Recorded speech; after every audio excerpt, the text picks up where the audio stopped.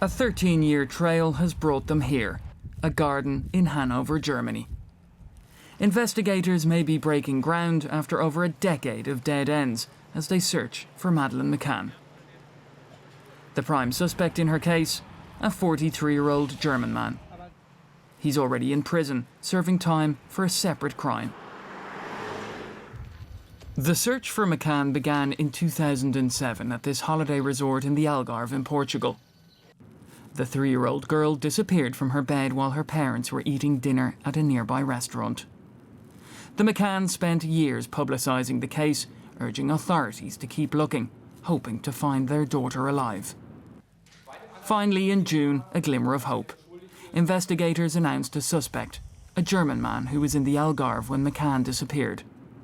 German authorities, however, said they were no longer investigating Madeleine McCann's disappearance as a missing person case, but as a murder.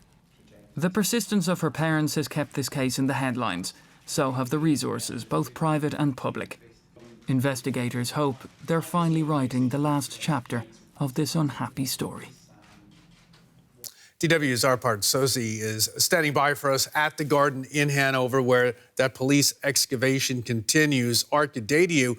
What's happening right now where you are, and what led police to this garden? Well, right now the investigation is continuing. There was an excavator, a small excavator here yesterday. They were digging up, and there was a forensics team at least here yesterday. They might be coming back today, and many police officers. There's about 8 police wagons here right now, and investigations are going on. Last night I arrived, I came here to the site, and I could hear a machine going on. I went to the police and I said, "Are you excavating now?" And they said no. They said there was no excavation going on during the night, although I saw lights all around the place. The place has been sealed off, of course, for the investigation. And right now it continues, people going in and out. And apparently, according to one of the newspapers here, one of the local newspapers, the suspect in question did have a plot here. He had a hut here that had been taken down a long time ago, but he had also allegedly had built a foundation, and under the foundation was or is a tunnel, and apparently that's what they're especially interested in. So that's what they're also supposedly digging up. And right now, everything is continuing, and the police are being rather tight-lipped. Okay, now how could this excavation move the investigation in its totality forward? Could it provide some important clues?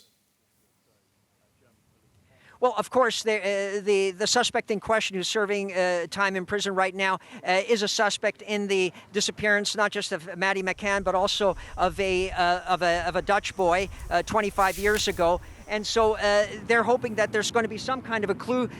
These two missing people have never shown up again. There's no sign of, there's no more concrete proof, but they're hoping for concrete proof here.